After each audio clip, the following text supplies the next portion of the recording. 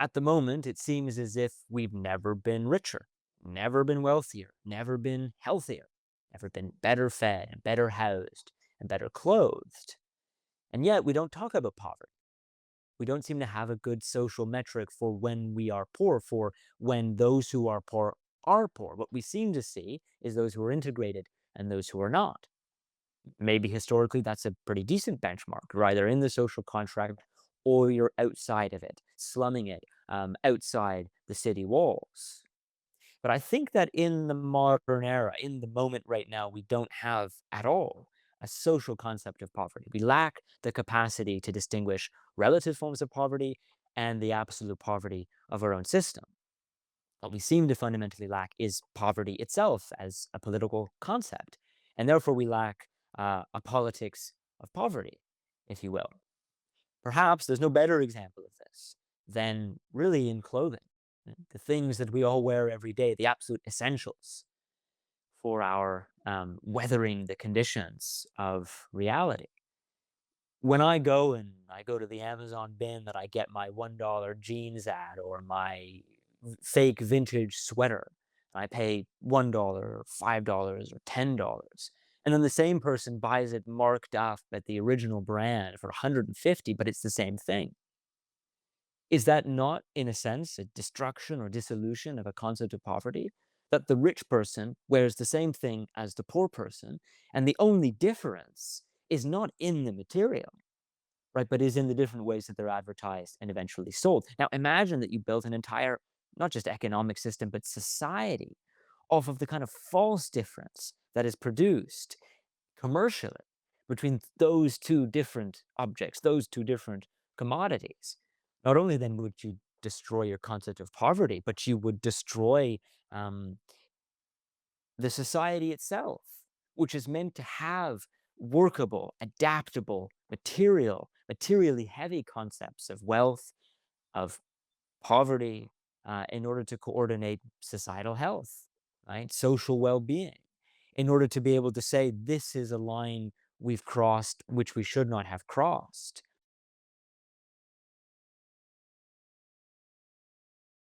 Yeah, I think the way that we've seen this kind of in popular culture recently was, as a result of the tariffs, there was basically a bunch of mainly Chinese companies saying, hey, actually, we produce a lot of the luxury goods that you buy either in part or in full. That the handles and the leather and et cetera on a Louis Vuitton handbag are actually produced here and they're super cheap, but they are stitched in France or in Italy, and the mark is slapped on them.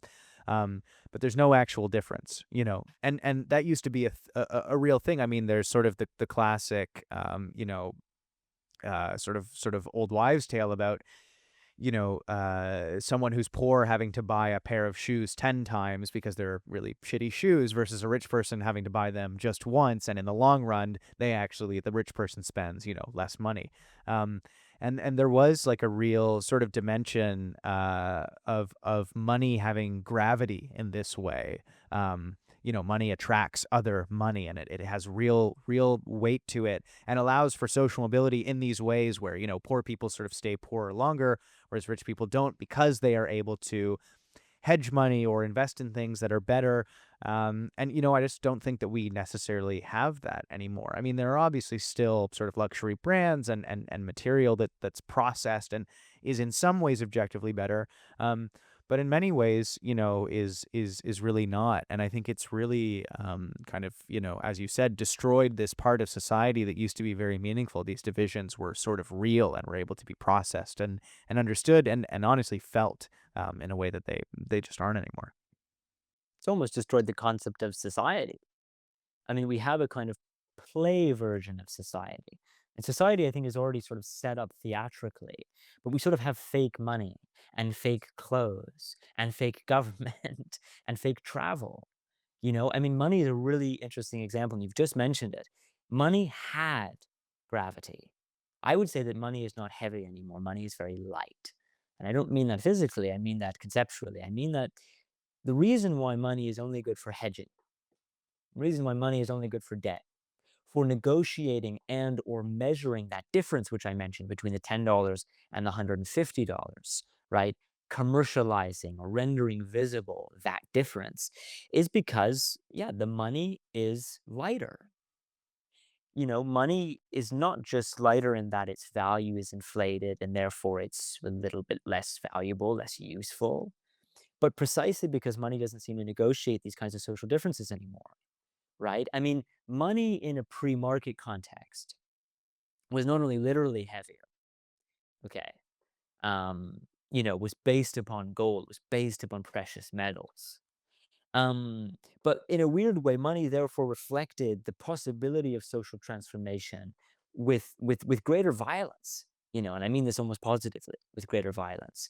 The way in which you could transform your conditions, even if it's just your shoes, was much more heavily indexed by money. Now, money can still transform your life, but again, it can transform your cheap fake life into another cheap fake life, right? There's this problem when there's no difference anymore between poverty and wealth. That's one distinction that collapses. But also, this lack of heaviness means that, yes, as I'm saying, the transformations are less substantive. And therefore, also, that, money without gravity, like money is alienated. It was alienated 3,000 years ago. It's as alienated now as it was then. That's the purpose of money. It's good as something alienated. It embodies the concept of a transaction, right? It means that I can connect two completely different worlds through this medium. But it also means, and this is I think, one of the better quotations from Marx, that, money is the alienated capacity of humanity. It means that you can transform yourself because through money you can get access to these alienated resources, these kind of in a sense, these kind of untapped resources. And once you tap into them, you tap into a kind of transformation that is kind of waiting in the wings, which is also why our intuition is that money just sits there. It's sort of like a part of society that's rotting. And there's some truth to this, right? It took effort not only for that money to come into existence physically, but as we very much know in the modern era, it took time for money as a concept, right? Especially money as debt. It does exist in a certain way. It does affect all of our social contracts when we increase the money supply, or we increase the debt, or our debt obligations. So money is never without effort, even if it's this alienated means of exchange. And so, one obvious question is, how do you get gravity back in your money? How do you get gravity back uh, into a concept like poverty? Um, Another crucial part of this is unemployment. Unemployment. How do we represent unemployment? How do we represent these people who are outside of the social contract, right? If you have a working class breakfast restaurant that people attend, because it's where you go, in the mornings, and you have your breakfast before you go to work, and suddenly more people are staying over, um, because they're unemployed. The breakfast place represents it. In that sense, the breakfast place as a social institution gets heavier, right? I don't mean, again, physically heavier, though in that sense it does, but it gets socially heavier. In some sense, it gets materially heavier. It gets more important. And therefore, the way that that importance reflects itself is that when the people come back the next day, or more people accumulate there, conversation increases.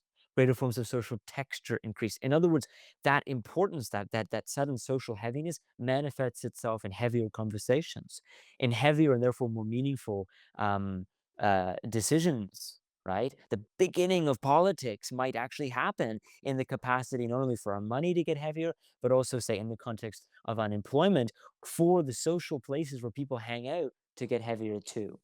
I mean, we'll talk about how cheapness and the sort of concept of cheap inputs has totally destroyed these things as well.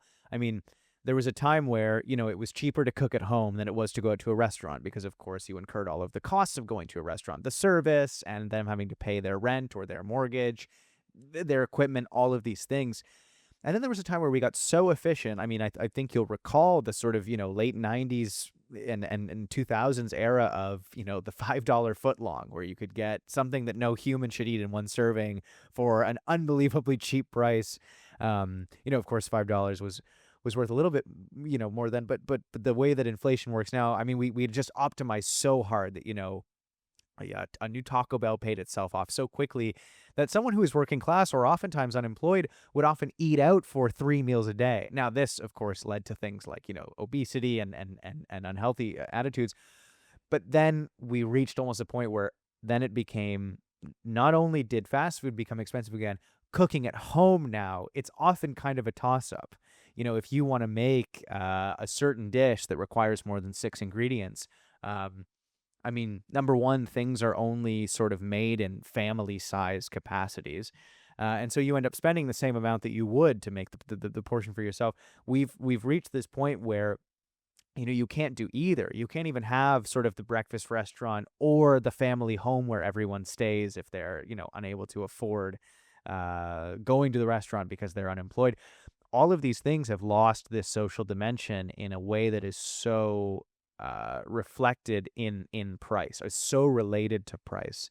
Um, that it's almost unbelievable. All of these institutions. I mean, I know it's the big buzzword is sort of the third place, but now it's almost like, well, even the first and the second place have totally lost meaning in this way that I don't think anyone could have expected, and I don't think we're dealing with. No, of course we're not. And this difference, or the difference that I mentioned between the $10 and the $150, that actually isn't there isn't actually any difference in the underlying products themselves. I mean, this is kind of worse than anything someone like Marx or any of the classical political economists could possibly have mentioned. They were obsessed, imagine, Ralph, they were obsessed with trying to figure out, why do new prices emerge? Yes, we can see that these goods are different, but what really happens when I take thread and then I turn it into a textile, or I turn it into a clothing? How can we develop a science of economics that describes these transformations?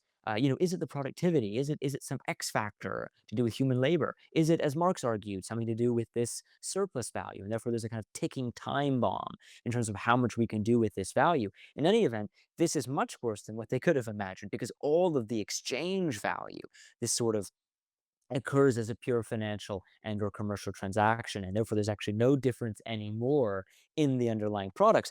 This difference, though, has basically what we've been banking upon in order to afford the $5 footlong. We've used this difference, which was, oh, talk about a ticking time bomb, an absolutely unsustainable form of economics, if not the core unsustainability of economics itself, right? That you would reach a point where you could, for a time, maintain a system that actually was based upon this fake difference, right? A difference that was priced hugely, $140 per unit it was priced. I mean, we're talking about, right, at scale, the trillions of dollars that define the modern wealth paradigm. But this difference, as we're noticing, is not only totally and utterly fictional because it's just commercial, but we're seeing in what respect we made use of this difference to maintain certain paradigms of affordability. And I think the example of obesity is a great one, because I mean, it's funny that we would wish for the obesity epidemic to return so that at least we can have some signifier for poverty. But now you're absolutely right. Even now that the economics of that difference has collapsed, we don't even have clear social forms of representation. Again, for at the end of the line, what we would call poverty, for someone who is eating cheaply and therefore poorly, and this reflects in their body. Now we have this absolute ambiguity, and it introduces a question as well that you mentioned with regards to shoes. When you want to get heaviness back, when you want social difference back between two different pairs of shoes, maybe in a weird way you actually would like poverty back. And what I mean is, you want the concept of poverty back. Not unlike with the $5 footlong, with shoes, what we did, our great civilizational answer to poverty was, well, we'll reduce what the shoe costs, and by extension, eventually, the quality of the shoe in time, so that everyone will have shoes. But everyone will be like your man who has to have 10 pairs of shoes. We all know how many pairs of shoes we have to buy a year. It's crazy. I mean, I don't know anyone who's had a pair of shoes for 10 years, not even close.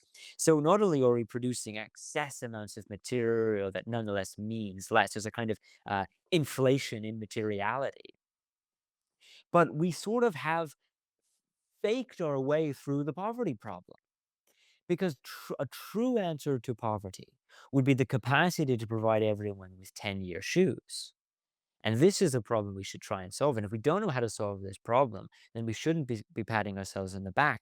And we should be asking ourselves, have we done a kind of utilitarian common denominator, but at least everyone has shoes? Or have we done something a lot worse and much more obscene? And I think we've done something more obscene in that we've not really done the utilitarianism, which I wouldn't advocate for anyways. What we've kind of done is we've proved that a commercial system can work according to a kind of fake democratic principle. We can fudge the numbers. We can even eradicate poverty, which is the ultimate form, the ultimate uh, uh, achievement of markets. They can glorify it so enthusiastically in that achievement, and we all know what enthusiasm does for markets. Enthusiasm literally translates to more money, to more consumer expectation, to more investment optimism. So it's also not without its material effects, but we want this difference between the shoes. We want not only the challenge of being able to give people the 10-year pair of shoes, but we want the social difference back. We want the social marker of when someone can't afford it. Not only does it rehabilitate our concept of materiality itself, forcing us to come up with the social and industrial and design arrangements that can allow us to create the meaningful social differences in shoes or clothing or food, what have you, any part of our global system for that matter, or our money, actually. Um, not only do we want that social difference back for the sake of getting people better shoes and building better shoes, but we want social difference itself back. We want the politics of poverty back. We want to be able to see people's poverty not as a way of further socially alienating or ostracizing them, but in order to get back a gauge, one, for how much we've kind of fictionalized over the problem of poverty and are now at a point where we can't even explain why we feel so poor. It's constrained to a feeling now, I would argue, because there's no coherent metrics for representing it. If in this sense it is the problem of economics as a discipline, as a pseudoscience in and of itself, because no economic metric will be able to reflect with anything but obscene and toxic positivity on the productivity and on the commercial yields of the system, right? And therefore, we need an exit from the very sort of hopeful system of informed or socialist metrics that might be able to rehabilitate a system of economics to represent this poverty. Yeah, I mean, this is why we had in Canada, they talked about the vibe session, which, I mean, just numbers wise, at least 10% of Canadians live in what we determine as poverty, right? Which is basically when you're living on half or less than half of what you need to. Um, but of course, I think that if you talk to almost anyone, they would feel quite poor. I mean, at this point in time, it feels like as a person, you need to make something like 200 or $300,000 in Canada to feel like you have sort of any concept of social mobility, right? To buy a property that you will assume will appreciate in value. I mean, the idea that that's not poverty as well, that you have to rely on, the home as a financial instrument versus a shelter, which we've talked about, is in and of itself to me a marker of poverty. That's what's required of you to, treat your domicile as a financial instrument, as a contract with the bank is pretty ludicrous. But yeah, it's really difficult. I mean, what's really fascinating too is that, we talk about this obesity and food and all these things, is that, you would think that a pair of shoes that's made from perfectly reasonable, material. I mean, it's crappy, but whatever. It's a shoe that's sort of designed in Germany and licensed to an American company and made in China and then shipped and distributed in Canada and all these things would actually be quite expensive. And a bundle of asparagus that was processed 200 kilometers or 50 kilometers from your home would be very cheap. And yet we found ourselves in a system where the opposite is true.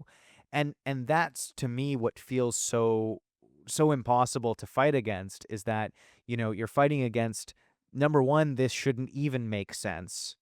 And that's what's difficult. You can't say this doesn't make sense, because it does make sense under the way that we operate currently. But it's a more difficult argument to say, well, it shouldn't make sense. That this is a real fuck up if this thing costs $10 and this thing costs $50, even though maybe the inverse should be true.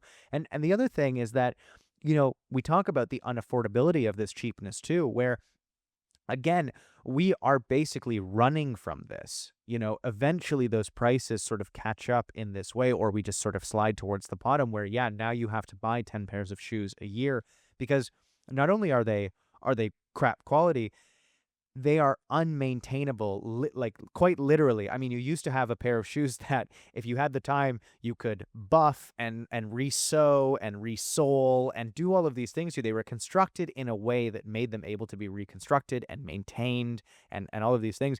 You could not take a New Balance shoe or an Adidas shoe to a cobbler in a meaningful way. You have to throw it out. I'm sorry. That is incredibly unaffordable. That is an erosion of society. There are many, many, many professions that exist to maintain things of high quality, right? And this is what used to be the case, is that, it wasn't that only rich people could afford furniture. You would still buy furniture for a lifetime or clothing for a lifetime. Even if you were poor, it might just mean that you have to maintain it more often, but you would still be able to maintain it. And now, yeah, even those rich people, if you buy, yeah, the $10 Amazon leggings versus the $150 Lululemon leggings, what happens if either of those rip? You throw them out. You throw them out. No one is fixing them.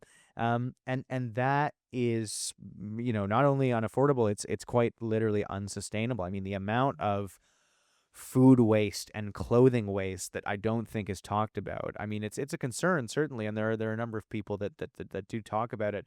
But the amount of waste that's created by what is allegedly a hyper efficient system is the best version of this that we've ever achieved.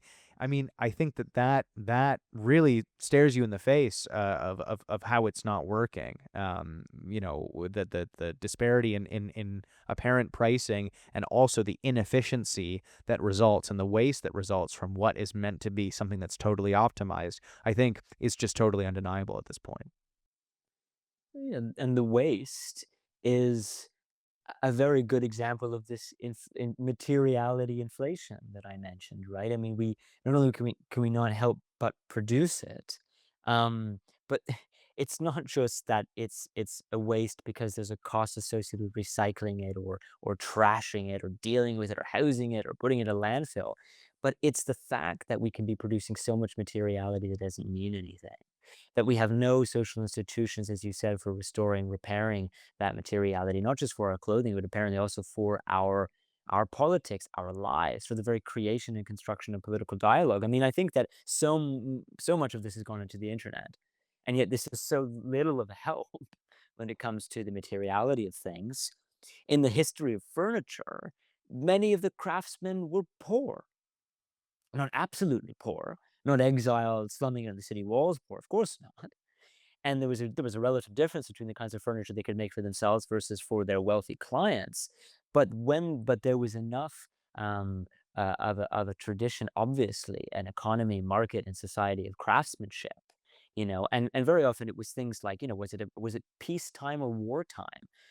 Go look at when furniture as a design occupation, when it flourishes and when it doesn't. Well, it's often indexed to whether or not there was a war going on, right? Whether they needed the timber for naval vessels, or whether they could afford to spend it on clothing. And these, we don't want war back, but one, we haven't dealt with war, which is a great irony of all this.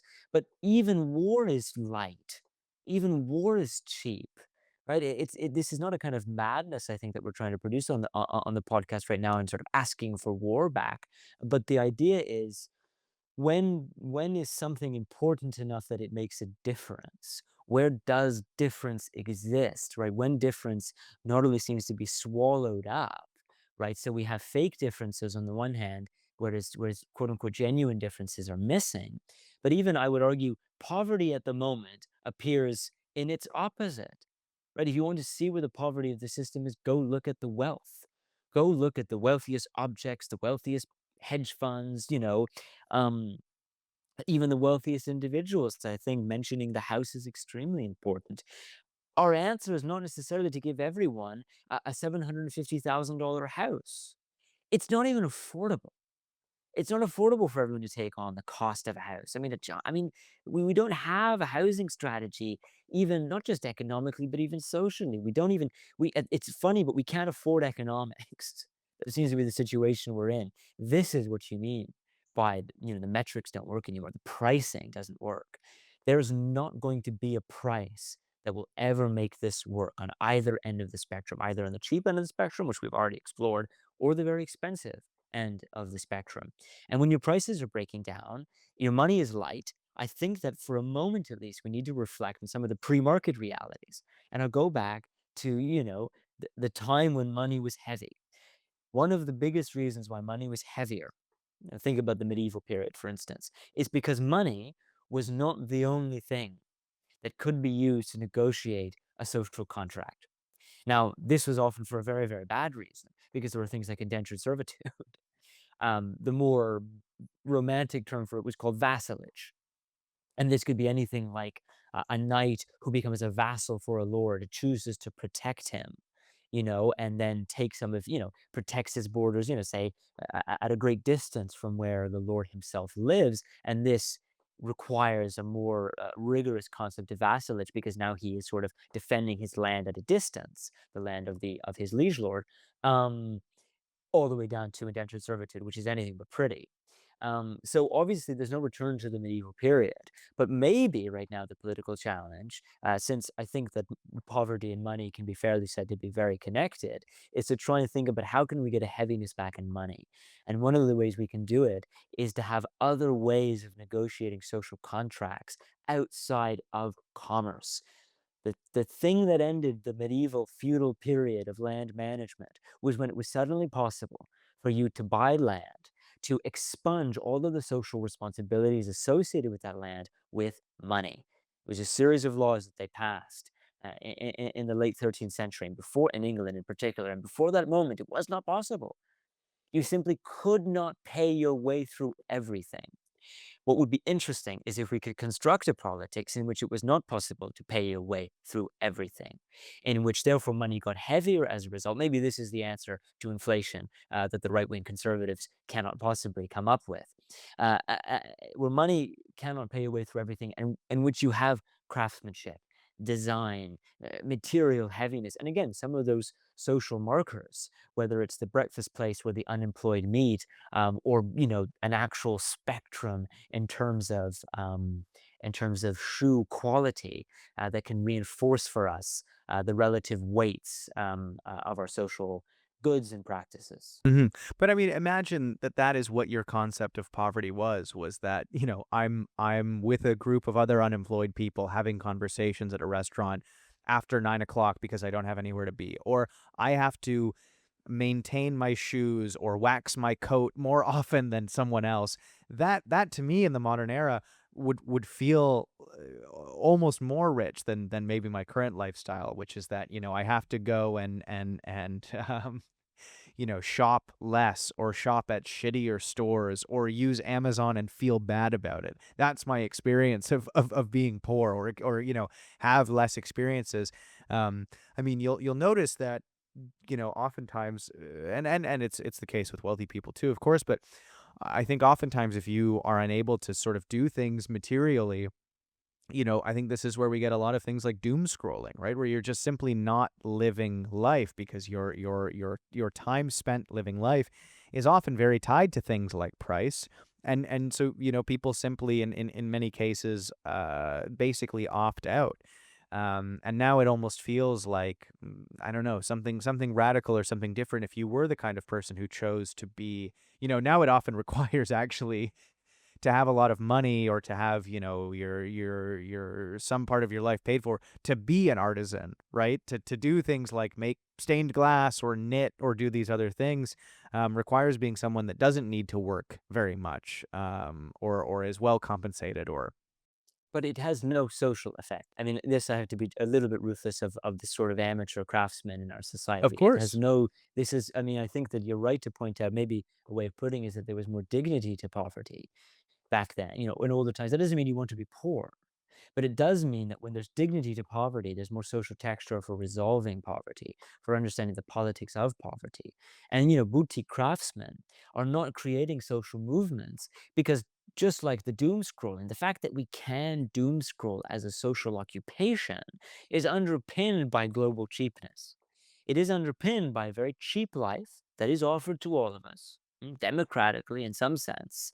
In other words, doom scrolling is the ultimate example of the freedom, I suppose, that the commercial system that can provide us. It's the ultimate, kind of monetary solution, so to speak, for the use of our time. In some respects, I wonder whether or not, the powers that be wouldn't love us to spend our time doom scrolling. We'd be the ultimate consumers, having our Uber Eats ordered in and our clothing arrives from Amazon Prime. So don't underestimate, this is this horrible intersection between what is the most degraded human position and the most expansive concept of commercial participation. The fact that those two things intersect say a lot about our society at the moment, and the fact that it's underpinned by an unconscious and deep set addiction to money. Which ultimately is, as you say, what buttresses these craftsmen who, unless you're willing to think about the politics of it, render the social textures, actually introduce heaviness back in to what you're doing, which means more than just doing it with your friends, um, will not result in much. Well, it's nice to be affirmed in my position, which is often that, you see these infographics on Instagram that are sort of like, in a late capitalist society, the most radical thing you can do is knit in the park with your friends. And I always am struck by the fact that, there is no meaning to this. And the people that I know that can go and knit in the park with their friends are basically rich art students whose parents are incredibly wealthy and are paying for their lifestyle.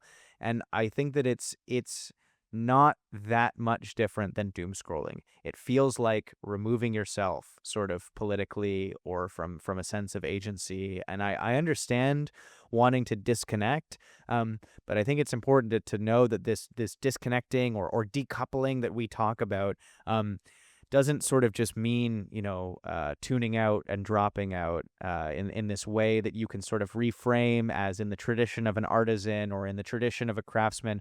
It's truly not the same thing. And it hasn't been for a very, very long time.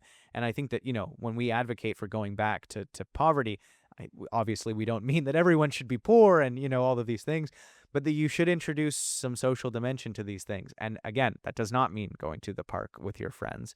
What that means is very nebulous, and I think is maybe outside of the scope of the podcast for now.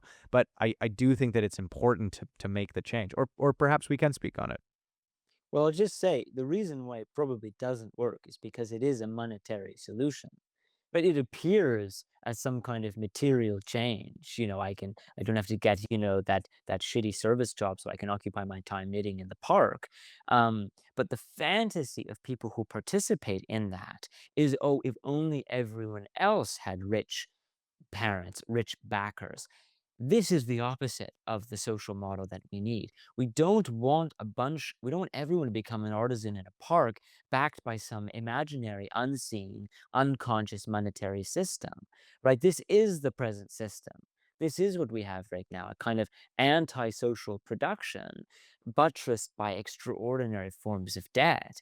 This is we not only do we need to depart from this, but to use the word decoupling you just used a moment ago, this is why what we need to figure out is a departure from a reliance on money that makes it so light. And therefore, it's important that you actually find social arrangements where the negotiation of human contracts, of social partnerships, can not only happen outside money, but could not, even if they wanted to be negotiated by money.